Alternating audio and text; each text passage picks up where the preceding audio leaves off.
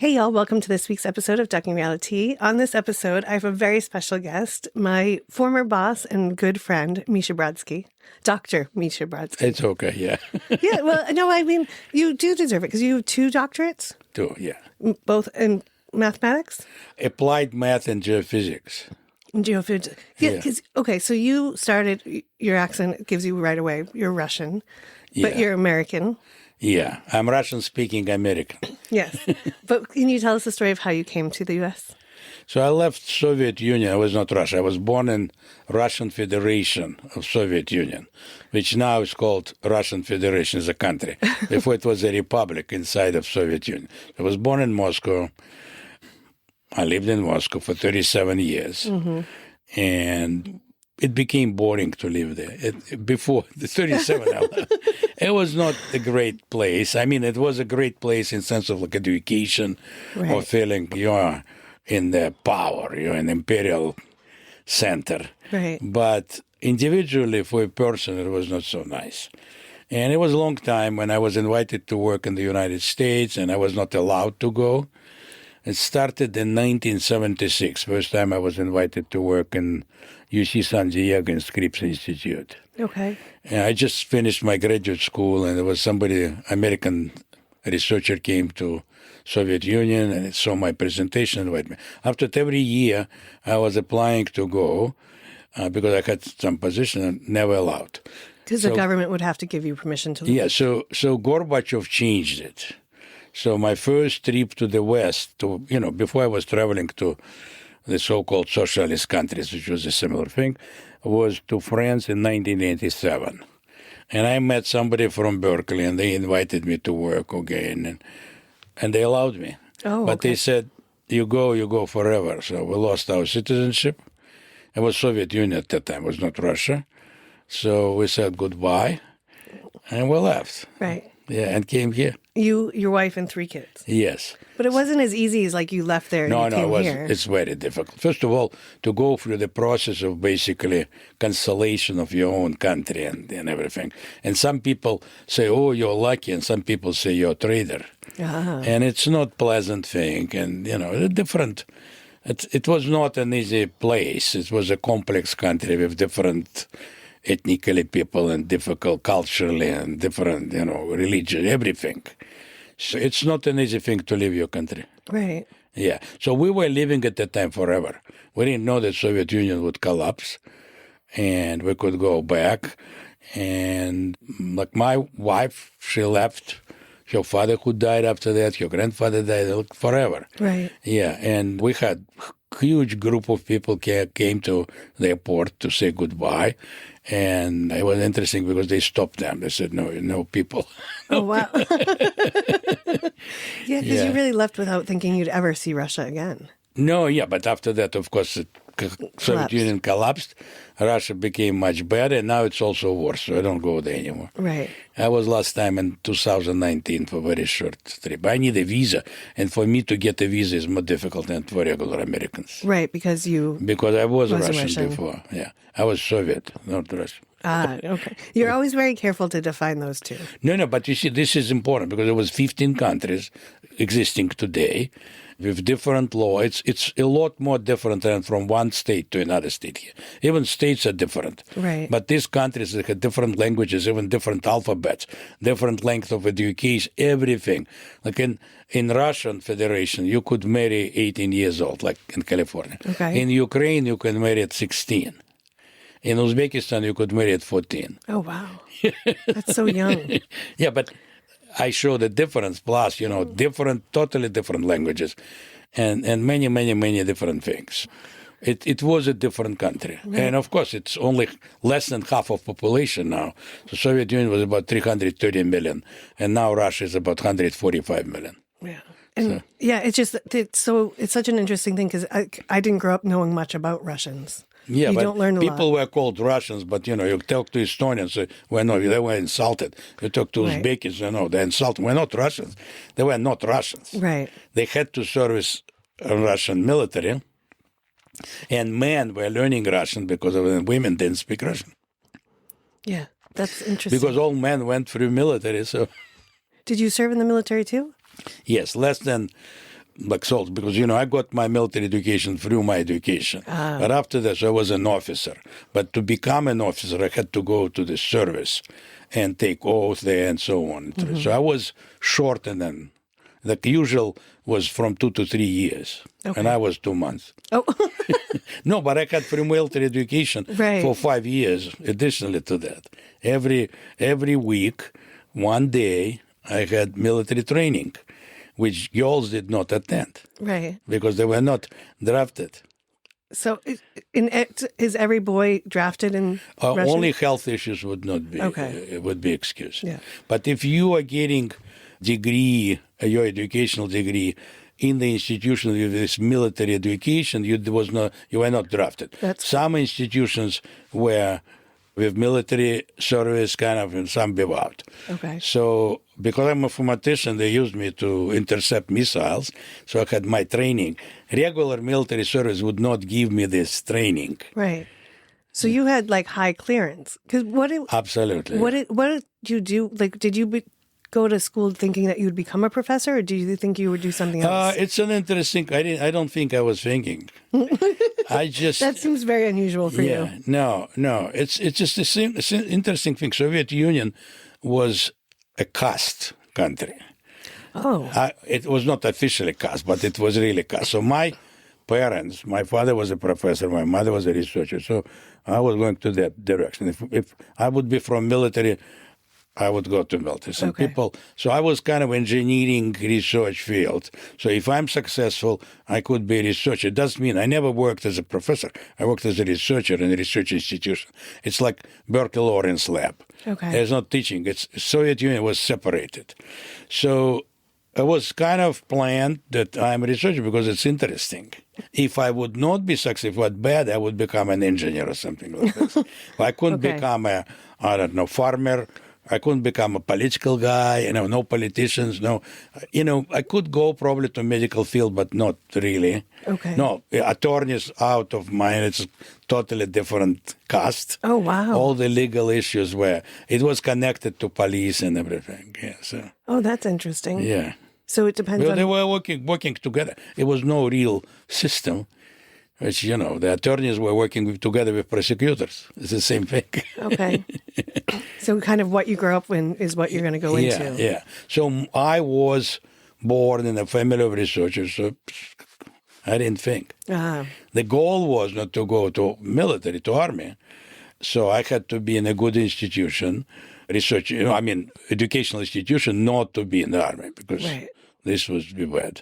But you must have you have natural intelligence and then the intelligence that you get from your parents. No, I was trained also. You think it's all just training?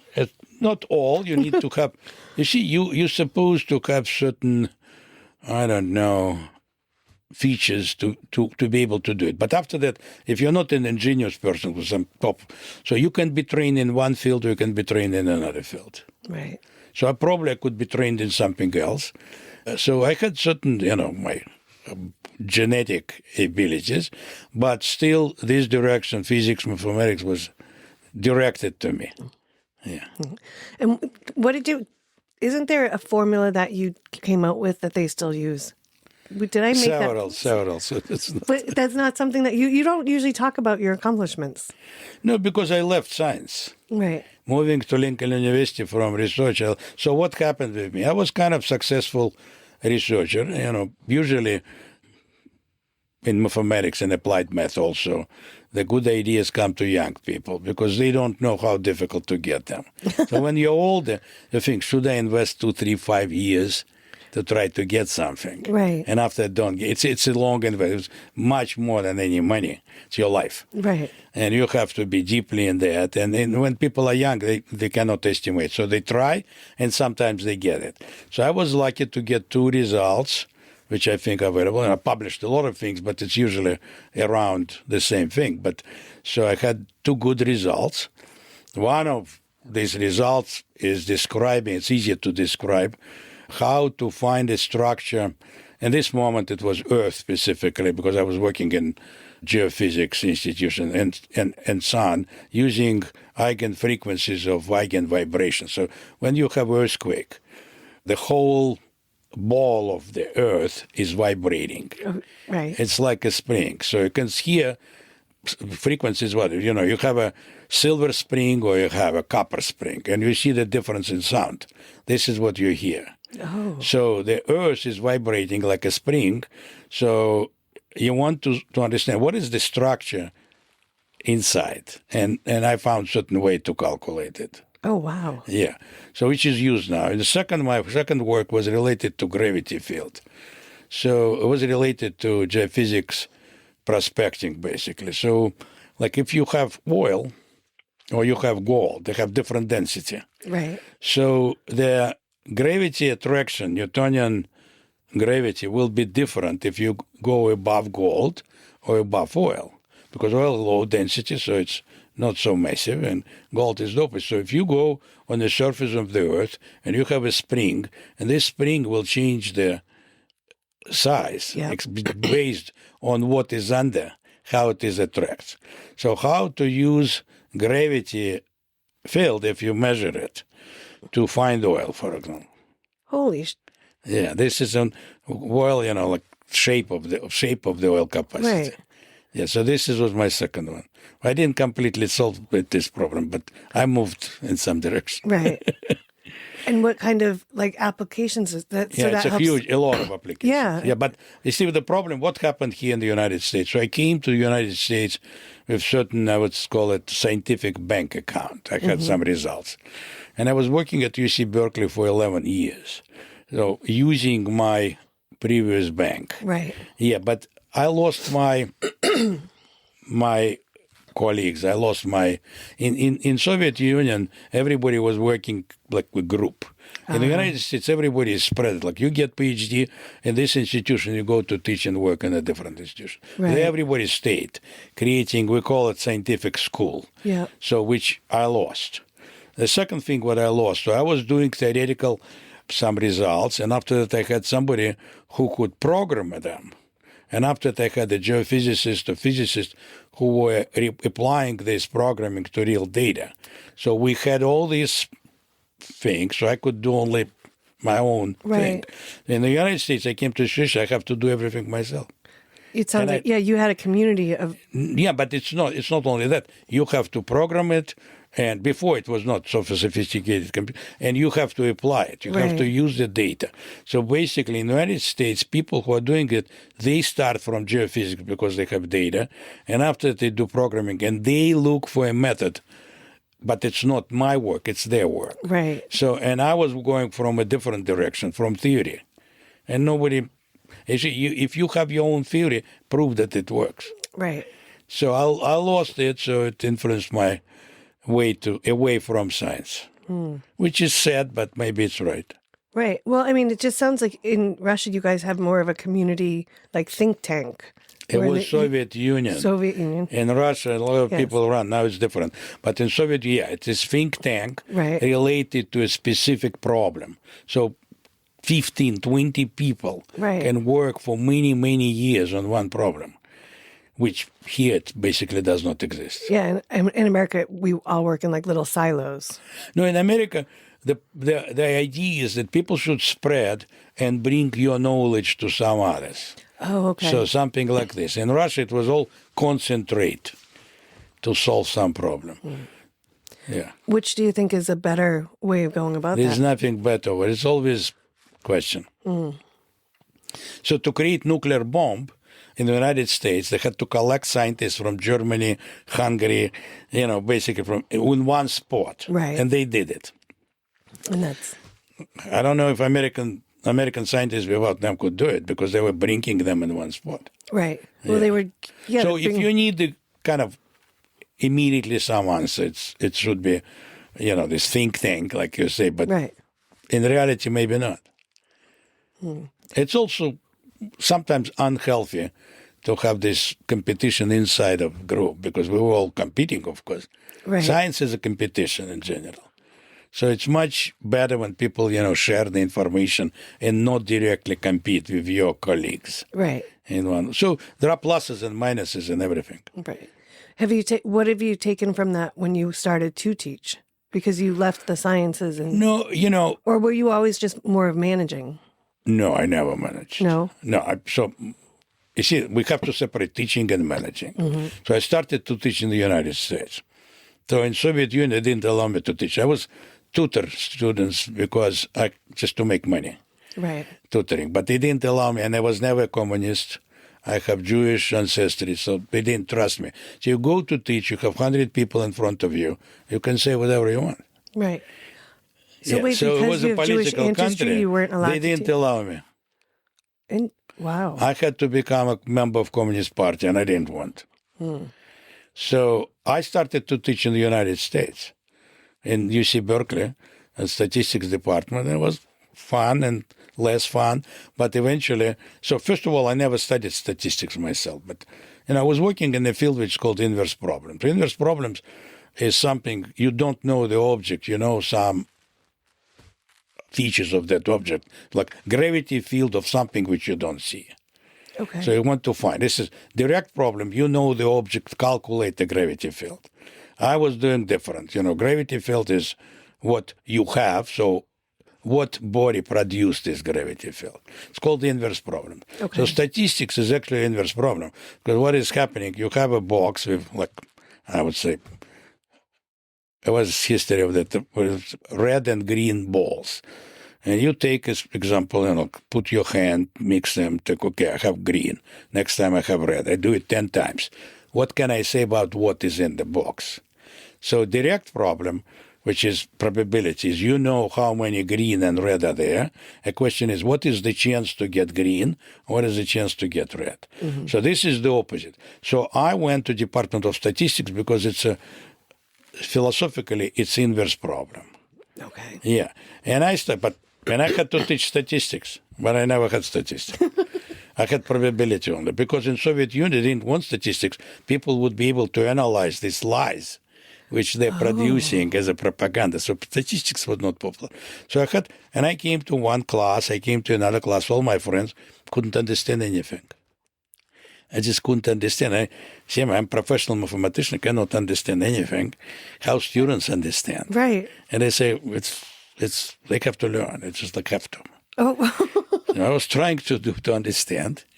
Yeah, how So do you teach something if you don't understand it? No, but I could not understand. It's like speaking different language. And I was surprised because if I cannot understand how they understand, and they were learning, they hated these classes. So I developed a course which I called logical statistics. How to step by step, using your common sense, get what you need. And it became popular. It was fun to teach it. Yeah, I would have loved that because I hated statistics. No, everybody's But I hated like it, logic. Yeah, but you can start with certain logical structure, and after that, you can go quite far away. Really? Yeah. Do they still teach that class? Or a version of it? No, it's everybody's teaching differently. Right, but is I there... sometimes teach at Lincoln, but not too often, no. Right, because you left Berkeley. Did you leave Berkeley to go to Lincoln? Yes. So you went to... Were you just teaching at Lincoln, or did you go into... No, I came as administrator. Right. Yeah.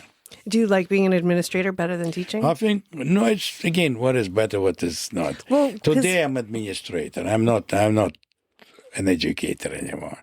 I'm administrator. Well, what is administrator versus this? I'm not speaking about some kind of technical thing. It's somebody who is making money from education. Right. To provide money to the institution. So I'm doing this. My role, understanding what can be taught, how it can be taught, and what is still to make money from that. Right. Yeah. So it's kind of business. Because Lincoln is a small university in Oakland, and it's almost all international. Not now. Not now, yeah. Yeah, unfortunately, the number of international students is reduced. Right. And that's all direct or connected to what's happened in our government. Of course it's connected. Yeah. The world is connected. Right. Well, no, but I mean, watching what Lincoln has been struggling through is one of the closest direct links that I've had to what, like, changes in visas have done, or changing in... From 850 students to 240. Yeah. In a year, right? No, not in a year, maybe 3-4 years, but it's a 106 years old institution. Right. Which is basically dying because it cannot survive like this. Yeah. It's terrible to watch it. Yeah. I mean, I know that how hard you've been No, there's working so to many save it. institutions closed now. It's just, Right. Well, yeah, there's almost no universities left in Oakland now. No, I was, Mills College closed. Right. So what is called the Northeast University from Boston, basically purchased it. Oh, did they? Yeah, now they lost it. So it's like a branch of Northeast Northeastern. University, Northeastern, yeah. Yeah. I don't know how they function because it's like for-profit activity and they're non-profit. And Holy Names closed completely. So there's no institution on that level. There's some community colleges, of course, and some other, but we're doctoral level, the last one. Do you think that more colleges will be closing if they just keep changing like the... It is too close. Mill College is closed. Right, It was only girls. Now it's not girls. It's different university, different but I mean, accreditation. because Trump just changed something else in like financial aid can pay for. Nothing has changed Oh, yet. it hasn't? But maybe it will change, but I don't know. Because I know they were talking about changing. He basically fired like 30% of Department of Education. But isn't like lack of education one of the things that gets people to be kind of more sheepish and just follow? This is an interesting question. So first of all, what is Department of Education? Does it educate? No. No, they make money off of it. They're administrators. They distribute taxpayers' money to support some institution. They have no idea what is education. These people have no idea. It's bureaucrats, politically appointed bureaucrats, and after that they hire some other people. So basically, this is how to support education through federal funds. So I don't think we need so many people like that. Right. Now, second thing, do we need more education? I think no. You see, in California, everyone who graduated high school can get education. Right. And I was teaching part-time one time in San Francisco State. They don't know why they take the class.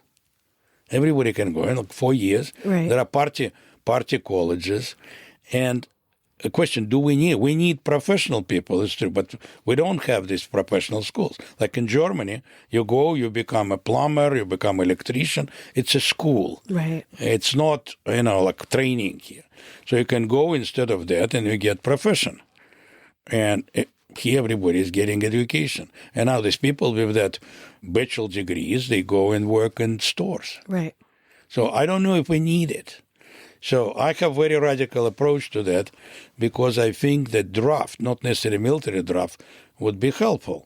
You go to school, it should be limited number of places.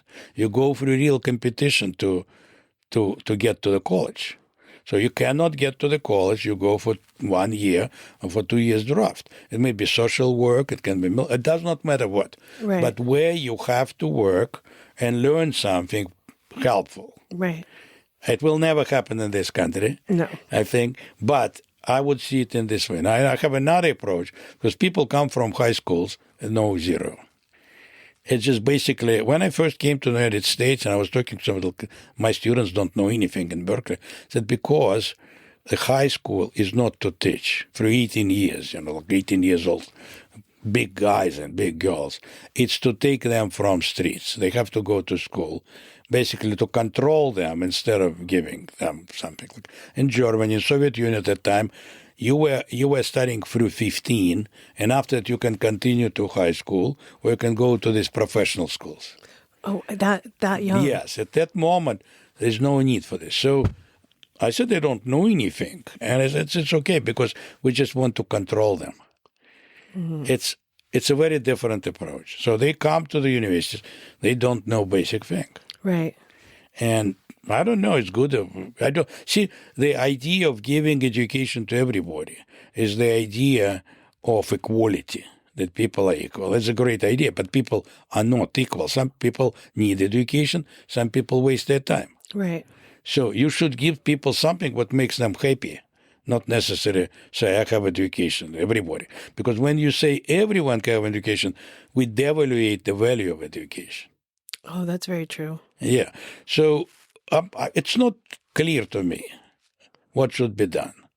But again, I would try now for schools, I would pay parents for good grades of children. You would pay their parents. Yeah. So somebody is getting A, parents get $50. Instead of subsidizing everything, you get B, $25. C, nothing, and below C.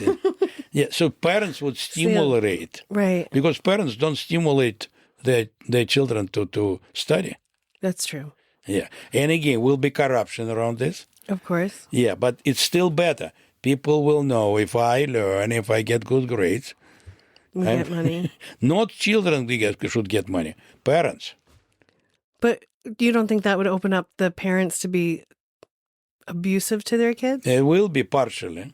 Yeah. You take Chinese population here, you will see it. But they get results. You see, this is, again, what is making people happier. This, like 2-3 years of happiness, maybe, or the whole life after that, they value what they get. Yeah. It's want a not lifetime. not easy question. No. I'm saying this is my view, which may not be right. Yeah, but I see so many people who are just wasting their time and they're not happy. I was teaching a guy, very nice guy, who was saying, anyway, I will work in a trash, this garbage truck. Right. I said, why are you here? I don't know. I know that I will work in a garbage truck. But he was still pursuing his education. But isn't that what is making him happy? It didn't make him happy because he knew that he will work as a garbage truck worker. So even because though you saw it's a certain thing, you are happy if you progress. right. So you're getting education. You can go to work in a garbage truck right now. Mm-hmm. So why bother? Yeah. Do you think It's not, again, it's not an easy question, but there's a lot of politics in that. right? Yeah, people are manipulated. Oh, we're all equal. We all get education. After this, education doesn't mean anything. Well, yeah. I mean, you saw that because it was like when I was coming up, it was like people. Not everyone went to college, but then the people that went to college got better jobs. Right. But then, Not now. But now, No. even when I was in college, it was like, yeah, well, you could go to college, but it doesn't mean you're going to get a job. It does not correlate what your education today, at least, on a level of bachelor degree, and your income. Right. Absolutely, they don't. Yeah, because you look at most of the tech guys, and half of them have dropped out of school. Yeah, of course. And- I'm not talking about great people. A lot No, of them. yeah, but no, and then some of the people that I know that have educations aren't making Listen, any money. electrician is making $120 an hour. Yeah. So any person who graduates from California State University can make this money. Yeah. But is education still something that has your heart? Yes, of course. Yes. It's my life. Yeah. Yeah. Because you've worked so hard for it. I would love to work with strong students where you can challenge, generate questions and try to answer questions.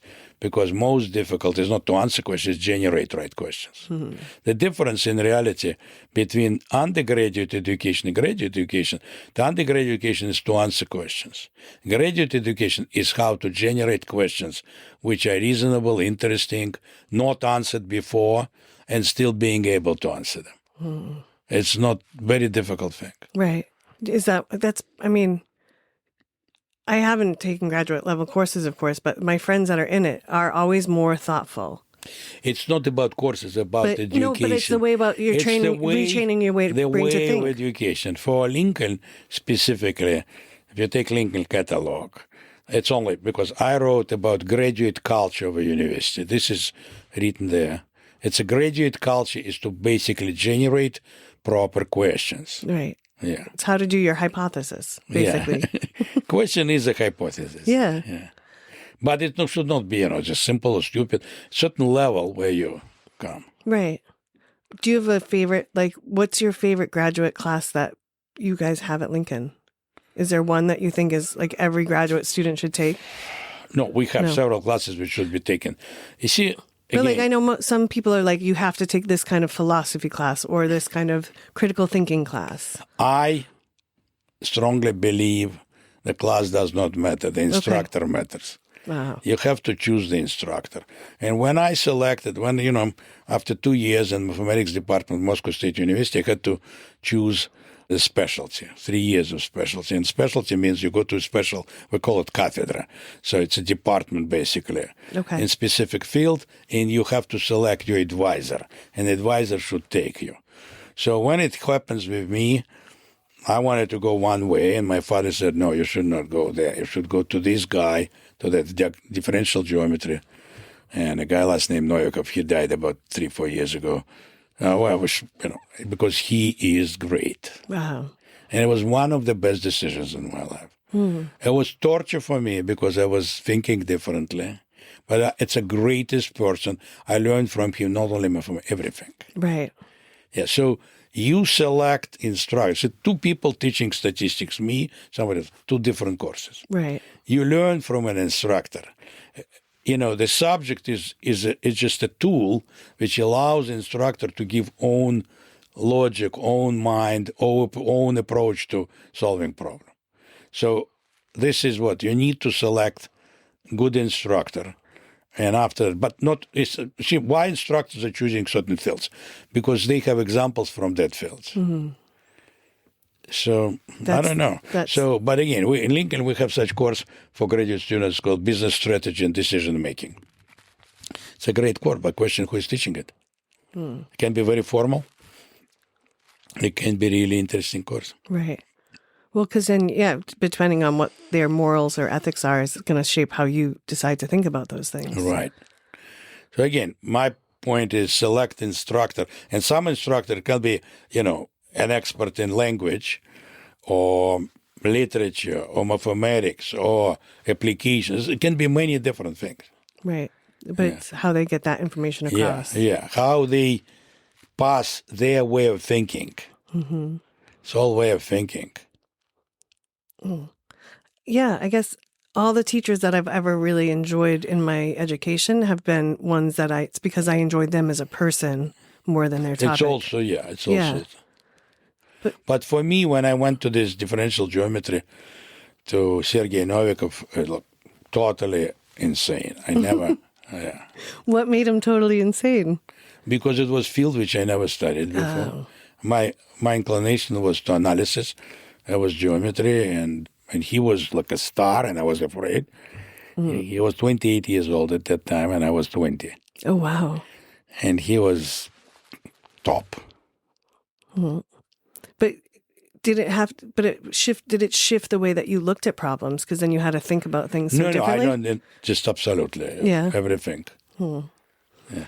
And then, so the way I met you is through the Banya. Yes. And so will you tell us, for people that don't know what a Banya is, and then how did it become such a passion for you?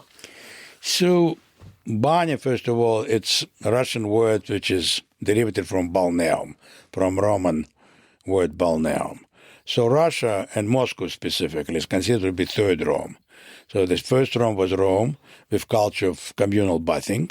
And after that, when Germanic tribes mainly destroyed Rome, it moved to Byzantium, which is now Istanbul, Constantinople, which was second Rome, for 1,000 years. And so Constantinople had a lot of bathing history also. Yes. And after Constantinople was destroyed by Turks occupied this, and so center of Orthodox Church was moved to Moscow. Oh. So at this time, Moscow rurals were called earls. Great earls, a different level of earls. Okay. So after they started to call Tsar, which is Russian pronunciation for Caesar, because the Caesar was in Byzantium, so it's a third Rome. So probably Slavic and Finnish people living at that area, they had already bathing traditions, cold areas, so they had this type of saunas which Finns have. It's all Finnish people living there. Moscow is a product of, it was a kind of tribe, Finnish tribe, Moksha. So Moscow is Slavic pronunciation for that. So it's Moksha people were living on that place. So they had probably some saunas, primitive saunas. But with Byzantine influence, it became public bathing, which is extremely popular in Russia. Specifically in the cities, it's villages, they have small ones, but in the cities, it's very popular. So during Soviet time, when they started to reduce basically your living quarters and people were living together, and it could be 5 families or 6 families living with one bathroom, so it became also a place to go and wash bodies once a week at least. And it developed certain additional culture, how people go there. They didn't want just to wash body, they wanted to do something else. It it was growing and growing. So I was from a family that didn't use it. Oh, Yeah, my father said, "Why do I go to Banya if I have my bathtub?" right. So when I was a student, I went to Western Siberia during summer break for logging to make some extra money, and there I was exposed to a banya on Konda River. It's a huge river in the Western Siberia. So and I changed my mind. Right. I loved it so much. I came to Moscow, back to Moscow, started to go every week. And I built my own community there. We were coming. It was a group. So it is like starting 19 years old. I didn't miss one Sunday. And you still haven't missed a Sunday. So when I came to the United States, there was no banya. So I found a place in Fairfax and we changed it. So I was going there for 22 years, frogs. Now it's closed. And in some moment, it was different things. In my life, I said, I will build banya. So everyone said, it's a joke. And I built banya. Yes. So I wanted it myself. So, and it's successful, just because people like it, because it is not only physical effect, it's a mental effect. Yeah. Specifically social mental effect. So I don't know, I'm happy that it works. Yeah. But for me, it is absolutely a part of my life. So this is the place where I was always happy. Yes. I cannot say I was not happy in the banya. Even bad banyas, good banyas, I'm happy there. So I'm coming for happiness, and I want to share. And majority of people in banyas are happy. So you have this field of many people being happy. Yeah, and it can be observed. You can go and see it. People are happy. Yeah. I always tell people, you can come with me, but it takes you one time and you're hooked. No, but it's not even that. But it's just impressing that majority of people are really happy. And it is certain chemical process, like some endorphins created. Yeah. It happens with long run. It's called runner's high. Similar thing happened in Banya. Plus, you jump to cold plunge and something happens. Yeah. Oh, yeah. Yeah. And I love that it's becoming so much more mainstream, because when you started it, there's not many in the U.S. No, it's almost nothing. Only in New York, basically. Right. But what is difference between Russian Banya and Finnish sauna, for example, or German, all these magnificent German places? So German places where now it's a little bit different developed, but it was built around swimming pools always. So it was related to exercise, and after that you go to sauna and you heat or steam room or something. Right. So it's also communal bathing, no, but it was always a swimming pool. Finnish saunas, they're smaller, and they usually don't have this big stove, which is in Russian banyas. So I would separate Russian banyas from others by stove, because electric heating or any heating without a chimney, which is sucking air, is not giving you this effect of fresh air, because the ventilation system. That's why a lot of Russian banyas, like in Archimedes, is like 2-story, Right. because the upper level is always fresh air. So all the bad air is going down. So if you have a low ceiling, you cannot reach this effect. So my definition of Russian banya is with stove. And of course, certain humidity, like, we call hammam at 100% humidity, Turkish banyas. Right. Or Roman banyas, it's a similar thing. But Russian banya is about 30% humidity. Finnish banya, and Finns will discuss, it's not there because they don't, it's about 5% humidity. Right. Well, most Finnish saunas people know as dry saunas. Yeah, because it's easy to sell. Yeah. And it's easier to maintain. Everything, yeah. Yeah. But it doesn't feel the same without the steam and the heat. For me, it doesn't feel the same. Right. Same for me. I was just in... You inhale it. You inhale the heat when it is certain level of steam. Right. But did they have like off-gases in banyas when you were growing up, or is that all new? What do you mean? Like the performances that they do in the banyas now? Is that people all... were doing it themselves with towel. No performance. There's somebody, it was always, you see these old banyas, they don't have so good ventilation like we have. So every hour, and it's a lot of people, they're sweating together. You need to dry it. So people were cleaning that for 10 minutes. So everybody is out. They dry it, they clean it, and after that they add herbs. So basically cook steam. Right. It was always some herb steam, and everybody brings their own herbs. So which we call aromatherapy now. Right. So and after that, the guy who is doing it, he rotating the towel, and it's just spreading this thing. But it's nothing like performance. Today it is, Germans made it on different level. So now we have different senses, and people discuss it, and they use different tool to steam you. So in Russia, it's always venik and just And venik. towels. Yeah. No, I mean, it's amazing that what you've built here in the U.S. and just that it's starting It's to amazing grow. to myself, just Yeah. Well, it is a community. I mean, it's one of my favorite places in San Francisco. But when I started, all Russians are out saying I'm crazy. Nobody will come, something like that. Americans will never come. When I explained to Americans, will be quiet, close optional, American sisters to say that I'm crazy. That was going to be my next question. How did you have to fight to get it approved to be clothing optional? No, in San Francisco, you can be naked. Yeah. It's just easy. That's why you don't need, in San Francisco, you can be naked on the street. Wait, you mean just like there's no... There's no regulation. Really? Yeah, that's why I selected. In San Francisco, Oh, wow. you have no regulation. I had no idea. I thought it there was are just all like these- special permits for things like Folsom Fair. You can be naked. Oh, that's interesting. And you cannot do it in Minneapolis. No. Yeah, because there's not a lot of clothing optionals banyas in the U.S. either. No, I There's understand, but it's in San In Francisco. Francisco. You just can't be naked, period. That seems wild to me. Yeah, I had no idea. Yeah. How did you find that rule out? Just by just research? No, I was reading. No, I was before.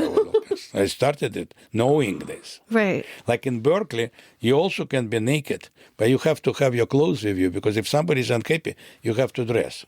But if nobody complains, you can just still walk around Berkeley naked. Yeah. So people in Berkeley, they come with a backpack naked because they have their clothes in. That is wild. What is... That one's going to take me a minute. No, it's true. Yeah, no, I believe you. I just thought, because like on Folsom Street Fair, people will be naked, but I thought it was like special permits. No. So It's any just Tuesday. in San Francisco, there is a girl here. She lives in Washington, and she was contracted. And she was coming to the Banya. I know her very well for a long time. She's not a girl, a lady. So she was doing such things. She was undressing in BART, and somebody was recording. It was not recording her reaction of people. So she was totally naked, step by step. Majority of people turned back. Nobody ever said anything. Right. It was interesting. I was watching these videos, reactions, like she's doing it in the bar, she's doing it in the Market Street, she's doing it some other places. Right. People ignore. Wow. Yeah. I think most Americans want to just not get involved. Yeah, but it's not, forbidden. That's wild. If something is not forbidden, it's permitted. Right. You see, this is difference with Soviet Union. In Soviet Union, if something was not permitted, it was forbidden. Here, if it's not forbidden, it is permitted. Right. Wow. Yeah. Huh. Wow. How many banyas have you now? Because it's not just like you built a banya. You are like a huge presence in that world. Like, how many times have you gone to consult with other people? I consult because, you see, again, my background is still applied math and physics. My father was a good physicist. I was studying physics all my life. So I understand how air is moving, how heat is distributing. I understand all these things, but it's all the theory. My luck was to find a partner who could implement it. The Swiss guy, Reinhard Imhoff, he's in Switzerland now. So he was basically, he graduated in Hayward under my influence. He got Bachelor of Science degree in mathematics. But before he graduated the trade school in ventilation. Okay. So he became kind of ventilation engineer and he could build everything. So he built this stove, which is ventilating, and we developed the ventilation system. So through this development, I read a lot of books and, many things, so I can consult. Right. But in reality, nobody clearly knows. So you have to try. Oh. Like to select the weight of the stove is the very important factor. So you need to try how to do it. So like we're now building such Russian sauna in Grass Valley, and the stove is half of the size of this one. It's a little bit smaller space, and it will be heated not by gas, by wood, which is giving higher temperature. So I'm experimenting. Will it work? I don't know. Oh, wow. Yeah. So this is it a kind of a new style then? But It's not new style. It's a different, you have to select the size, you have to select, the temperatures, you have to select, and if you change, you can change, but I don't know how it works. It should sucking air powerfully. It's many, many different things. Well, that's interesting. I would have thought it was like just a perfected science by now because it's such an old tradition. No. It's experimental thing. Wow. Do you obviously, do you prefer the wood or the gas? Gas is much easier. Because it's easier to control? Yes, and easy to control what you want. We can reach what we want, adding or subtracting. Mm-hmm. So when I'm going to use wood, it's interesting to use wood because it's giving high temperature. So that's why I reduce the size, because after that it will be cooling faster and heating faster. Okay. So with wood, we cannot regulate like with gas. But if it's cooling faster and heating faster, we can much faster to change something to add or subtract. Yeah. Huh. When will that be up and running? Because soon, hopefully. Good question. No, but I think something like October, November will. Oh, nice. I hope so. Yes. Yeah. You talked earlier about how there's the benefits. Is it interesting for you to watch the science that's coming out on all of the studies on sauna and cold plunge? That it's interesting, but I don't have resources to really make it science. So it's difficult. You need medical people, you need some observations, you need regular recording. Right. Many different, I don't know what to measure. Definitely Banya reduces your blood pressure. Right. Many people, but nobody is proving it. Nobody is implementing it as a treatment. Oh. So there are a lot of different Finnish researchers doing different things, but it's also just not science. It's observational science. Oh. Well, nobody has a mechanism what happens. Really? I mean, there is so many good benefits to it, though. Yeah, but you need to understand what happens. Right. So you can observe some things, or you can understand why it happens. Nobody understands why. But observation is positive. So it's observational study. We can say that it works. Right. As a theoretical science. Well, I found it interesting that I've heard some doctors telling people that are overweight and starting to get their workouts in to start with sauna because it trains your heart to beat faster, but without the physicality. See, doctors are afraid of this because they don't understand. So basically, of course, this is a cardio exercise going to sauna. Mm-hmm. Your pulse can go to 140, 150. You don't need even to move. Right. It's a cardio, so your heart is working. After that, it's down. So you need more oxygen. If your heart is working, so that's why what we provide in Archimedes sauna, we forced oxygen there. Mm-hmm. There's 50% more oxygen than outside. But when you go to a gym sauna, which is insulated, no ventilation, you can kill yourself. So it's not healthy. Oh. Yeah. You see, if you don't have enough oxygen, right, you will sweat without temperature because your heart should work to run this oxygen, whatever you have. Okay. So if you consume your oxygen, it's a different thing. So it's all. So some doctors are afraid because they don't understand mechanism of what happens. They just see pulse. Oh. Yeah, okay. but blood pressure for 3-4 hours definitely going down. Really? But alcohol also doing the same thing. Expand your blood vessels. Right. Is that why do you think there's so many older Russians that do sauna all the time that seem so much healthier? I don't think all of them, but the ones which you see, right? Yeah, they look old. Well, I'm 75. Yeah, and you still play soccer, work. I think Banya every week gives me a lot of kind of pluses, but mainly mental. Oh yeah, I always say I go in as one person and I come out as myself. Yeah.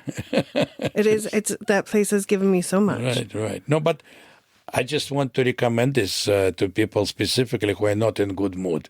You go there. Yeah. Well, and I've tried to tell people just start with like a hot shower and cold water, like end all your showers in cold water. It also works, by the way. But it's still it works, but it's not the same effect as the No, I banya. know, but it works. Yes. Hot and cold shower are working. Yes. And it's known to psychiatrists for a long, long time. Or psychologists, I don't know. Yeah. They do it, they use it. Do you think that do you think it's because you're sweating that you start to develop such good friendships with the people from the banya? Listen, I don't know about sweating. You need to ask Mickey Lalland. Okay. He believes sweating. Sweating. I believe in social interaction with certain things which makes you good mood. Like you go to a pub, you drink beer, it improves your mood and it's social. Right. So it's a different type of social interaction. And people also become friendly in pub, right? Right. So you can do it in the banya also with different way. Without beer, it's steam. But sweating itself, I don't know. It just... What is sweating in reality? Sweating is the response of our body to reduce the temperature. So we're sitting in a room with 100 Celsius, boiling water, and we're sitting there. Why? And if you put sausage, it would be cooked there because we can sweat.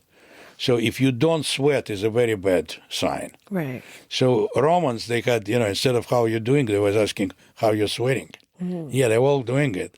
So sweating is a right reaction of your body. Okay. So it's just a good way to know if your body's working. Yes, right. But I don't know if sweating is specifically bringing people closer. But the action of being in that space together. I feel when I'm sweating, I don't want to touch other people. Right. Other people may not like it. Yeah. What is your biggest tips for someone that wants to start to go to a banya?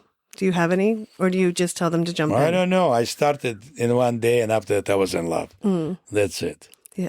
And you really don't miss a Sunday. I think that No.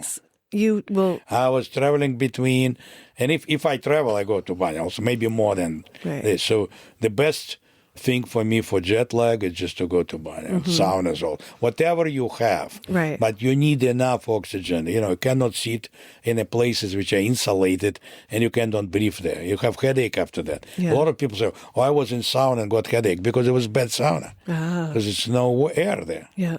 You need ventilation properly done. Right. Yeah. I've seen you get very mad in rooms that aren't well insulated. Yeah, no, but Or it's well also ventilated. You see, like you have a door, a small place, and a heater right next. And after you sit there, all circulation is from hot to cold. It doesn't go to the side. So Right. in all proper saunas, you have the opposite place for the heater and the door.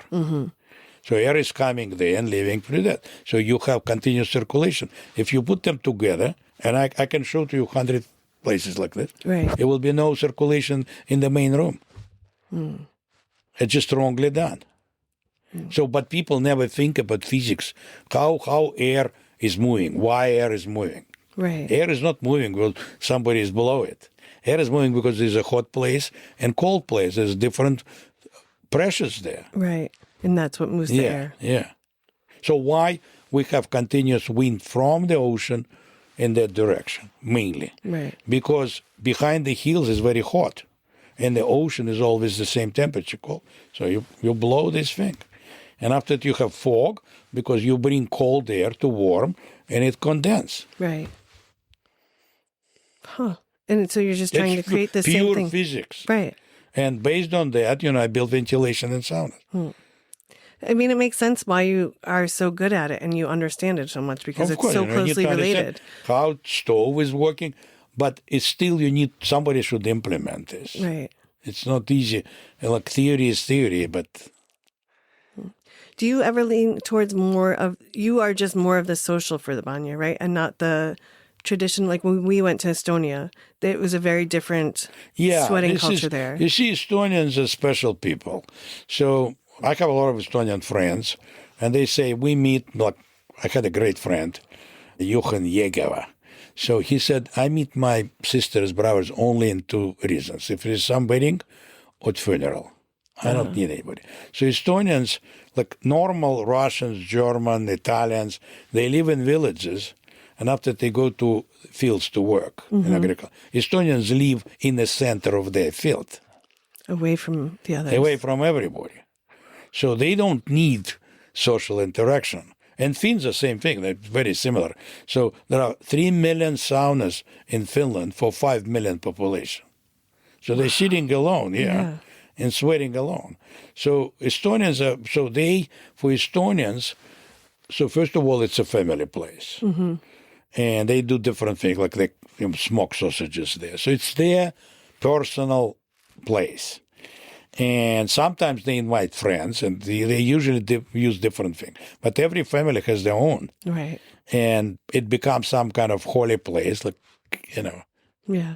So different a little bit. So Russians, being basically industrial nation, people go to communal. They don't have space for that. Yeah, if you are industrial nation like Russia, Germany, you don't have this option to be in the center of your field. Right. Yeah, you don't even have a field. Yeah.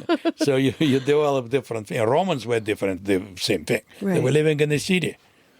Mm-hmm. And it's also giving you certain communal thinking. Right.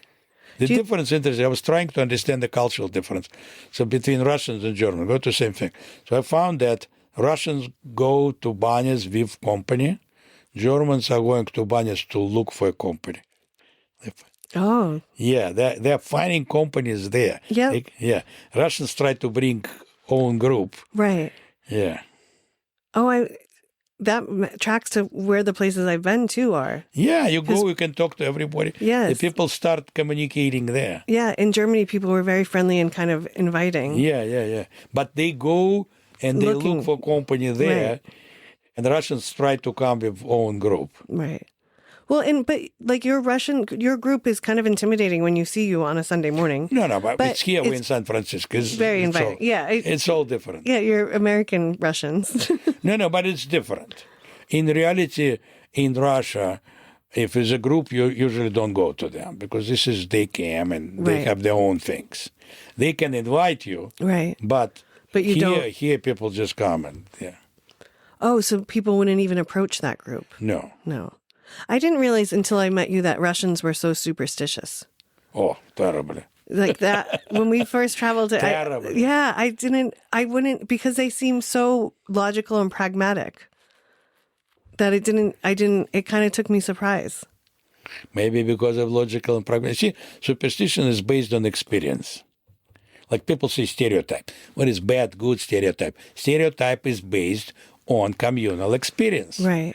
So what can you do? So if you see the black cat, I don't know why, but you don't go there. Maybe people who have black cats are crazy. Right. And they can do something bad. But black cat is not good. Mm. Yeah. You have a lot of them. My family, I don't know, I told you or not, but it was crazy case. Absolutely crazy. So, and it's my family. So my grandmother from my mother's side, they had 5 sisters, 1 brother. So the brother was youngest. So my grandmother was in the middle of sisters. So her oldest sister was married. I don't know about others. My grandmother was not married, I think, at the time yet. And maybe it was, I don't know. But, so oldest sister, and she had a daughter. So she broke a mirror. Mm-hmm. And she said, I broke a mirror, somebody should die. And I should die. So she went to bed and died. Yeah. And after that, her husband married the youngest sister to keep the child in the family. Right. And he had a daughter with younger sister.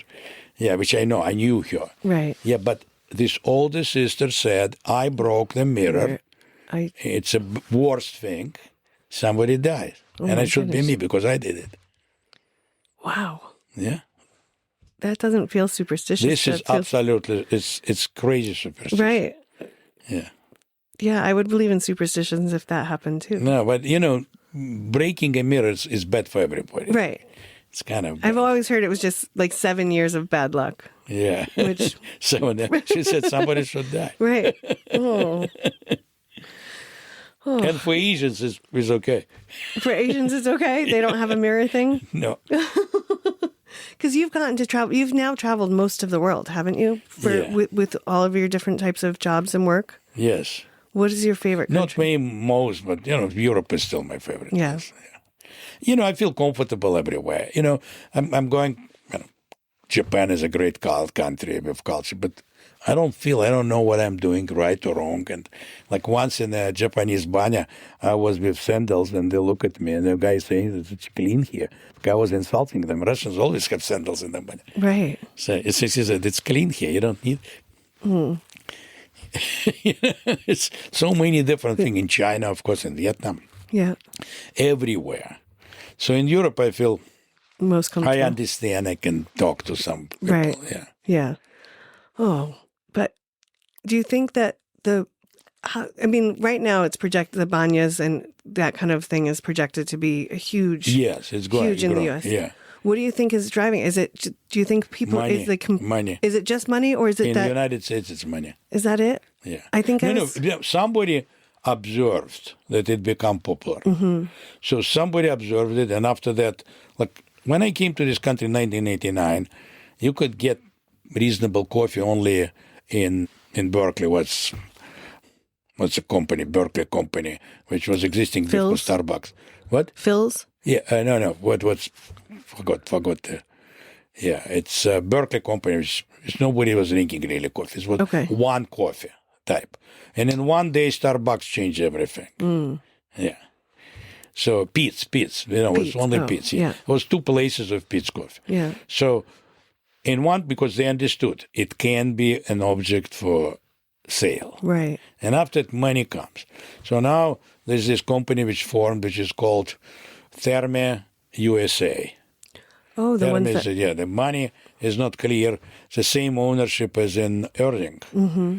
And they're going to build 3 huge, they call it Disneyland for adults. And this is a Disneyland for adults. Yeah, and one is in Austin, one in Texas, and 2 others, I don't remember. They start in Austin. Okay. Yeah, so they're arranging these conferences. They just want to bring attention to raise money. Right. And there are small places, and they arrange all these people to come together. So it's a big marketing campaign. Right. But these are in billions of dollars. So yeah. Well, I just saw, and I wish I had been able to go because New York just had a huge sauna summit. Where they this is these people. Oh, it was I them. was there last year. Yeah. I didn't go this year. So I had another guy. I don't know, Dave Dieter. He's from Denver. Okay. He represented Archimedes there. Okay. Yeah. It's all political. It's all money raising. I was really hoping that it was going to be because people are so thirsty for community now, and this is a way to build it. Somebody recognized they saw Germany, yeah, and then understood it's a big money. Yeah. And you just need to start it properly. So they like us because we're promoting the idea. And Right. after that, they will come with a huge place, which is Disneyland for adults, basically. Mm-hmm. Well, and that's what Therm Erding in Germany it's is. great. It's I amazing. it's a great thing. But Right. my belief, I met these people, it's money. Yeah. They have no idea how to build saunas. They hire people who Right. build saunas. Yeah. Well, they're just the money behind it. Yes, Yeah. it's the money behind them. But I'm hoping that maybe even though it's being driven by money, what will come out of it will be the health and community No, of of course, people. it's a positive thing. There's nothing wrong. Right. Yeah. But I would not say, you see, it's so expensive to do such things. So what I develop at this moment, it's basically small projects where you can have, reasonable, like 5-6 employees to run this place. Right. Yeah, because Archimedes is 50 employees. Right. And just you understand what these huge places will be. Yeah. Well, and just the utilities to run the place has to be. Well, let's talk to Abhishek today, the manager. Utilities are crazy. Right. So we just had tax return. So utilities per year in Archimedes, $280,000. Oh, my God. That's a lot of money. Yeah. Do you think that there'll be a way in the future that it's like you're kind of recycling water that you're using? And No, water we're mainly recycling. Right. Only showers. It's mainly power. Recycled. Because you have all these pumps. You have a lot of ventilation pumps, all these filters. You filter water continuously. It's mainly electrical energy. Yeah. That's an interesting way to look at the future on how to get that to be more. So it's all electricity. Right. And people need to understand that electricity is not produced from nothing. Right. You see, all this electric car is cheating. It's good, better air here. But somebody burn coal or oil to Right. produce this electricity. They don't have nuclear power. They don't want. So it is just to remove the production, the burning production in some other place. Oh, so it's not really helping it's much. absolutely cheating, political cheating. Is there Like anything California will be clean and Alabama will be dirty after that. right. Where do they produce it? I don't know. But electricity cannot just generate itself. Right. Does solar power help with any of it? I Solar know power solar, is but 5%. You know what is? Yeah, but It helped by 5%. shouldn't we be doing more of that then? You cannot. It's not enough.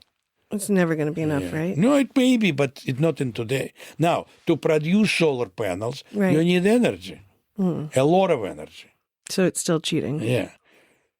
So, like, you recycle bottles, right? Yeah. I don't mind. My wife is crazy to recycle bottles.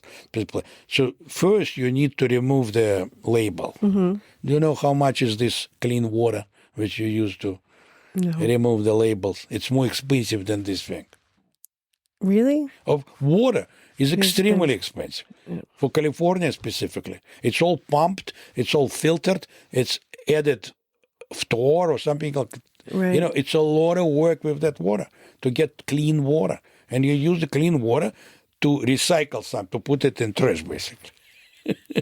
I had never thought of that. People don't think. Well, I mean, I know like rinsing out your stuff to put it in the recycle feels kind of silly sometimes. Yeah. But you're like, you can't put it in dirty because then it. No, I understand, but it's just. But it does feel. You actually use more. These solar panels, if they're not Right. produced in China, they have no sense.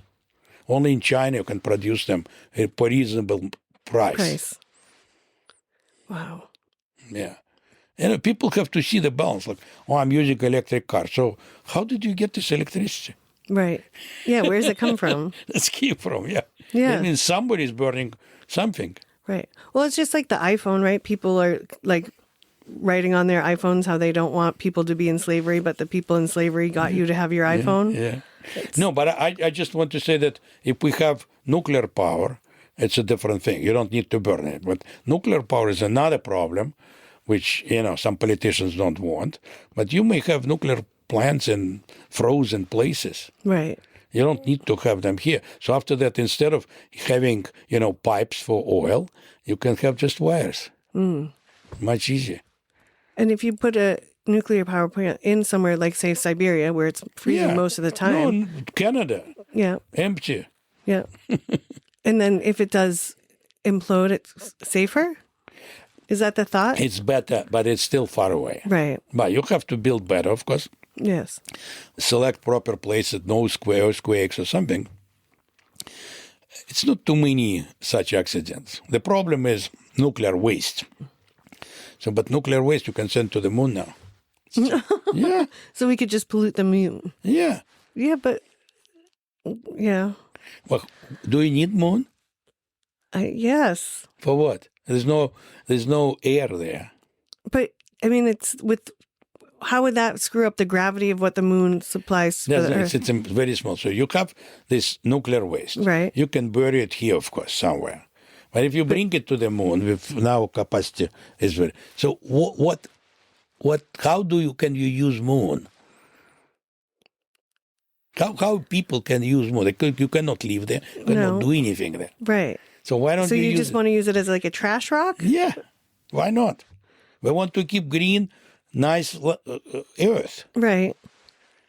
If instead of burning oil in that situation, you will have nuclear power and send it everything. So if you have nuclear power, you can drive cars on hydrogen, and exhaust will be water. To produce hydrogen, you need energy, Right. which is much better than electric cars because you can use it in the same engine. You just need to change. You don't need anything. Then why haven't we done any of that? Why? Because it requires a lot of energy to produce hydrogen. So only a nuclear power plant can have enough energy for that. And is it just the one power plant that melted down that has ruined it for everything? No, there are two now, There's two. In Ukraine, Chernobyl, and in Japan, Oh, yes. Fukushima, Yeah. which was right on the seashore. So it was a mistake to build it there. Right. And in Soviet Union, nobody controlled it. It was crazy country. No, I'm serious. They just didn't do right things. Right. Well, it's all corruption, correct? No, it's not so much corruption. It's people lose interest to follow rules. Oh. Nobody believes in rules because there are exceptions everywhere. Yep. Everybody is doing something and they don't pay properly. So people, we're not taking, it's like our Banya people sometimes. Yeah, no, I'm just serious. It's just two cases. And in reality, if Russia is a normal country with their huge territory and with huge resources and their energy resources, they can provide this hydrogen, fuel for everyone. The whole world will use it. Wow. Because they have frozen territories, which is this important because you need to cool down the reactor, nuclear reactor. So they could do enormous thing with energy. But then why don't? Because they're imperial country, not normal country. They want to be top of it. They don't want to sell. They want to take. But wouldn't they be more powerful if they sold? No, you see how this country can become so big?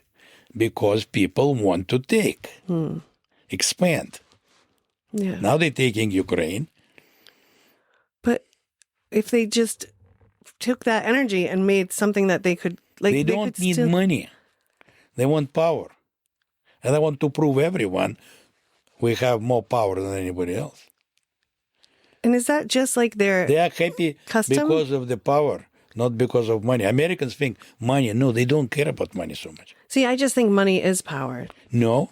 But no. The power is to come to some country and say, you're nobody. I'm the one. I can kill you or I can allow you to live. This is power. I guess that's just something I don't understand. It's called imperial mentality. Right. Romans were like this, and British were for a period like this. And it almost seems like that's starting to come into the U.S. Like we want to be able to tell you what to do and what not to do. And It's true. becoming less about Outside, money. U.S. outside, but not inside, fortunately. Right. Inside is different. So U.S. I would call imperial outside. But people inside, they don't have this feeling. Right. They still want to sell, to buy them, something like this. Right. Well, I just mean, like with Trump now, it seems like he just wants to be able to tell everybody what they can and can't do. Like he feels he but wants Trump that. is one guy. Right. In Russia, many people are like that. And they think that it should be strong and we have to be scared. We have to scare others. Right. And they said, it's our mission. Our mission. Yeah. I don't think it works, though. People like different things. Right. But I just think that if you can allow people, like you are always trying to tell people to find their happiness, right? Like what makes you happy. Yeah, but people become happy from different things.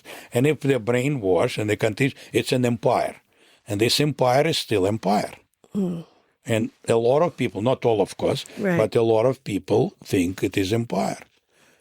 My friends and my partners, someone, I said, why didn't you need Crimea? You could go there, you have money more than the Ukrainians. No, it's ours.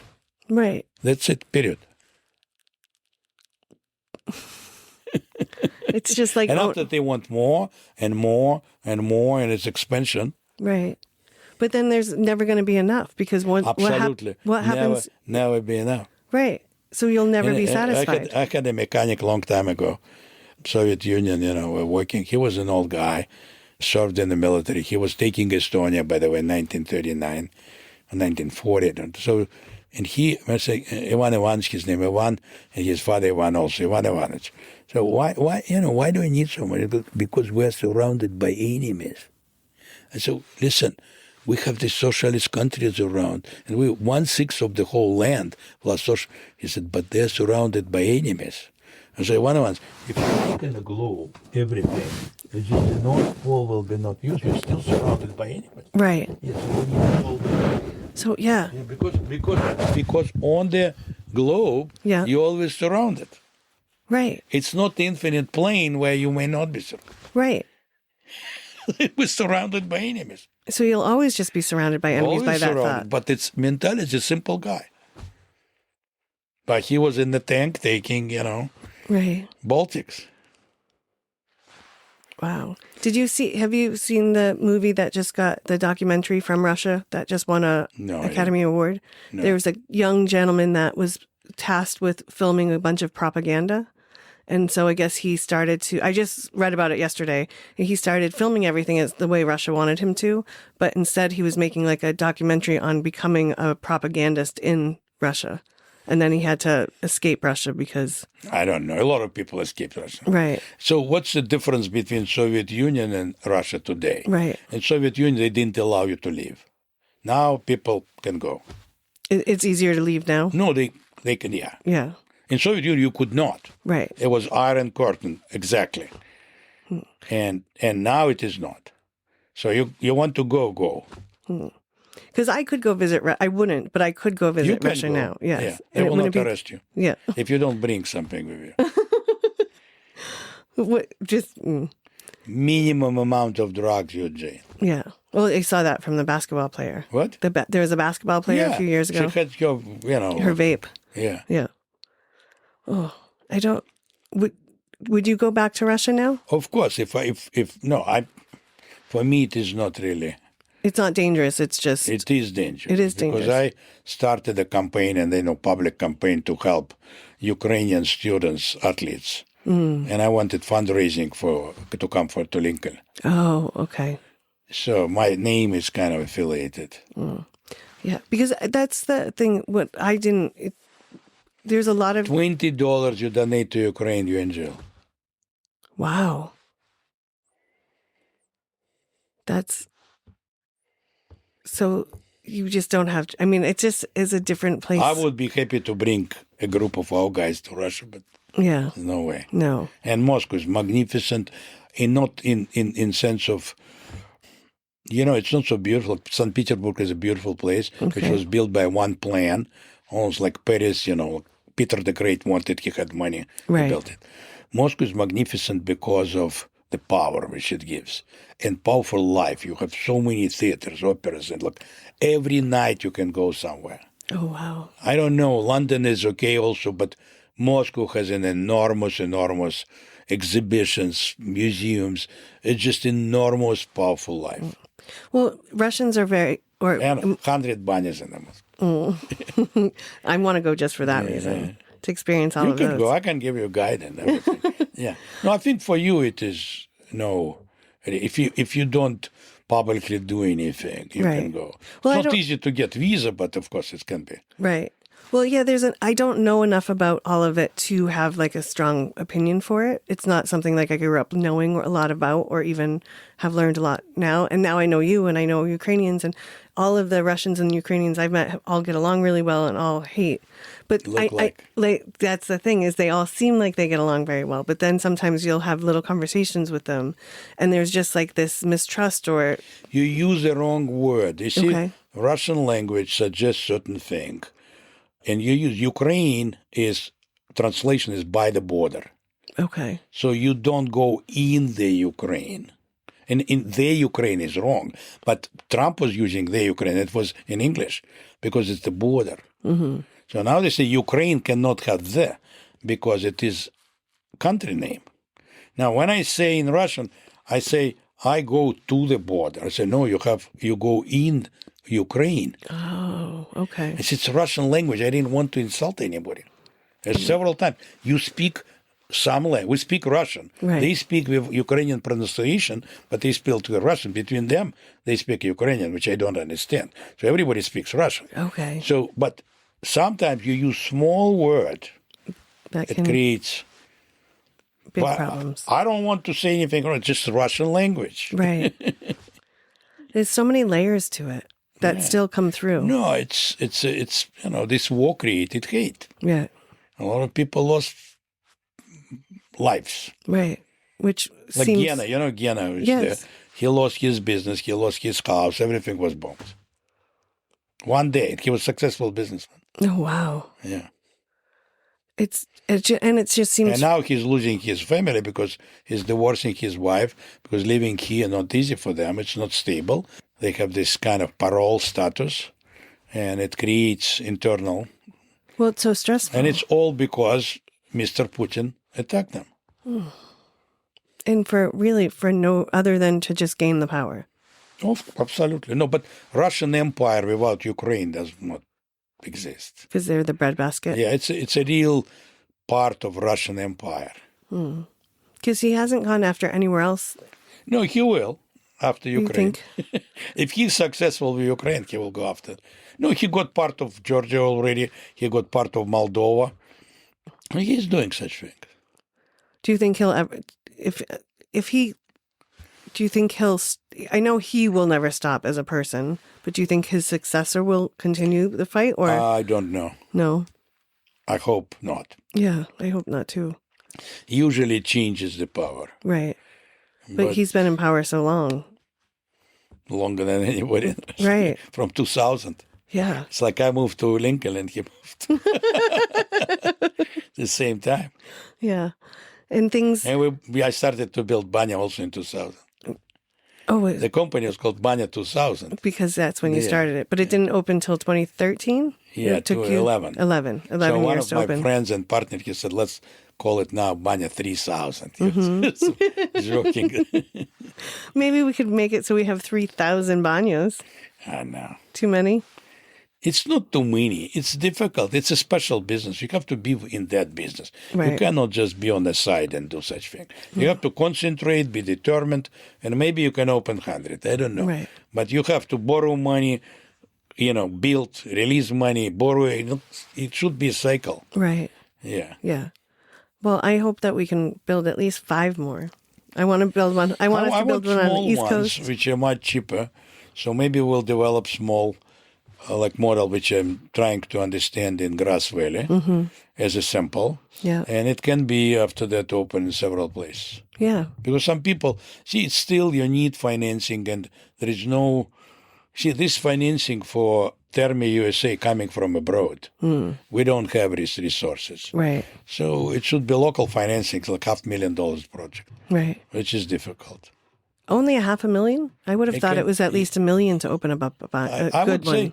I would say depends on where, but from half to 1 million, I can build today with Yeah. reasonable. Outside, not Archimedes, but something outside of the big city, for Right. example. Yeah. Well, I mean, the idea of being able to go from the sauna into like a nice lake or a pond, Oh yeah. like that to me, and just connecting it all into the nature of but it. I want to have at least 3 different saunas. I want Russian sauna, dry sauna, and steam room. Mm-hmm. This is the minimum package, Right. which I can do together. I know it now, and after that, you have another stuff. It's around here. Yeah, I think you definitely, for me, I think you need a cold plunge. Of course, cold plunge, of course. Yeah. But I just want to say that the money is in that package. Oh, yes. In the 3 saunas. And I think that having the 3 of them hits every part of your physical and mental, because I think they all but kind of hit after different. that, you need the room to relax. You may need some bar, something. Yes. Not too much, but, something. Right. But, if we're talking about a small-scale project. Mm-hmm. Yeah. Yeah. It can be like 50, 60 people at the same time. Yeah. Because, how many people fit in the sauna at the big sauna, Russian sauna at Archimedes?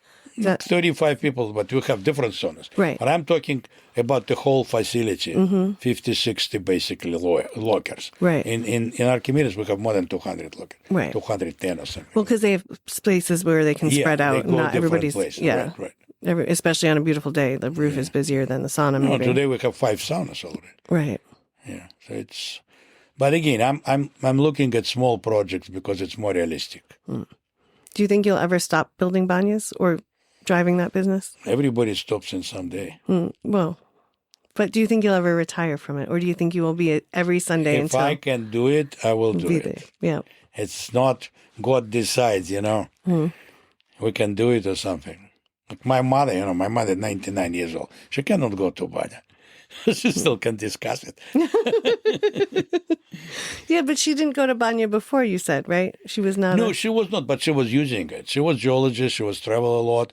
So the only way for them actually to clean their bodies and to do it was banyas. Or they were arranging it like in a tent, like almost like Indian sweat lodge. Oh, okay. Yeah.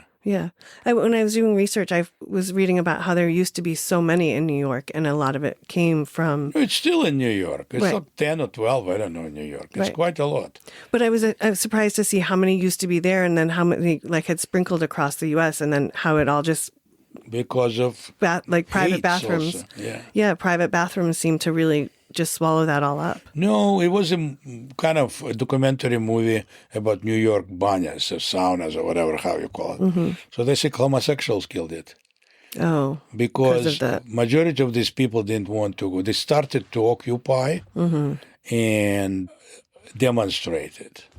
And because it was basically built by like Russian culture, it was a lot of Jews, they separate. They call Russians basically Jews, and after they call Slavic, others. So these people are very conservative. oh, Specifically in Orthodox countries like Russia or Serbia or Bulgaria, being a gay is deadly. right, yeah. Yeah. And in those parts of the So world, there are gays, absolutely. So same thing as here, but they cannot show. right. Well, in a lot of those countries, they kept the sexes separate, correct? Of course, Yeah. No, but in modern places it's different. Right. But it's specific. But in traditional banyas, of course, men and women are separate. Right. Yeah. I enjoy it that we're all together. I think it's nice, and I think it gives you a chance to. It is German style. Yeah. Yeah. But I think someone was asking me if I would do it a different way, and I said, no, I don't think I would, because one, it is more like the traditional European style. And knowing that the reason why it originally started was to keep the germs from your body or your bathing suit out of the waters is nice. But I think it also gives you a different sense of confidence in your own body. I know, but would you do it in Boston? Yeah, now I would. Yeah. Do you think people will come? I think it would be a fight. I think it would be a fight to get it approved in Boston, and I think it would be. But my sister lives in Massachusetts at this moment, Cape Cod. She said even women were women using swimming suits. Right. Well, when I went to Dillon's when I was back home at Christmas time, and I was talking to the woman that is running that now, and I was asking her because they only do women one night a week for a few hours. Yeah. And I was asking her if they would do it more, and there it's not even when it's only women, it's not clothing optional. And I thought that was This funny. is what I'm saying. And she was it's saying California is still San Francisco. Yeah, and she was saying that women she didn't think they would come out. Yeah. She said the men are very good about doing it. They're there like you, if they have their day, and there are some that are there twice a week. She said, but the women, it's hard to get them even to come out once a week. And she was like trying to decide if it has to do with their other responsibilities, or if it's just something that women it's so foreign to us. I don't know, but again, if you come to Russia, women go like law once a week. Right. And they think the beauty is only there. And women are concentrating on beauty. They bring some stuff too. Right. For skin, they're not so social. Very few women actually social, or they're social sitting and all this stuff, Right. helping each other. So, but they go once a week, absolutely. So you go to Germany, you'll see the whole cities are there. Everybody is going continuously. Right. Yeah, it's just, you cannot say that there are more men than women. Yeah, no, not in Germany. It's equal. Yeah. But here it's very much, it's starting to get a little bit more female heavy. But it's still, we're in San Francisco. Right. It's Everything is through that different, lens. Yeah. Even Los Angeles different. When I went down to check out a few of those, it was mostly men. I was one of the only few women there. The clothes required. And clothes required. Yeah. Yeah. But anyway, I just want to say that being in San Francisco, we're blessed. I think so. Yeah. This is a special place I found, and that Banya has just added to it. And there are other good places that are differently good. And I like Boston very much.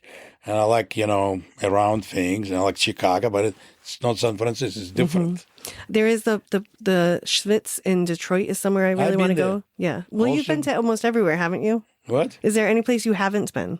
No, of course there are some places I haven't been, but I go to some interesting places. So, the very interesting place we went with Andrei was Schwitz in Cleveland. Okay. And this is amazing, absolutely amazing. So the guy who is running it is a grandson of the guy who opened it. Okay. So opened in like 1926. So, of course, majority were Jewish people, different age. So it's men only.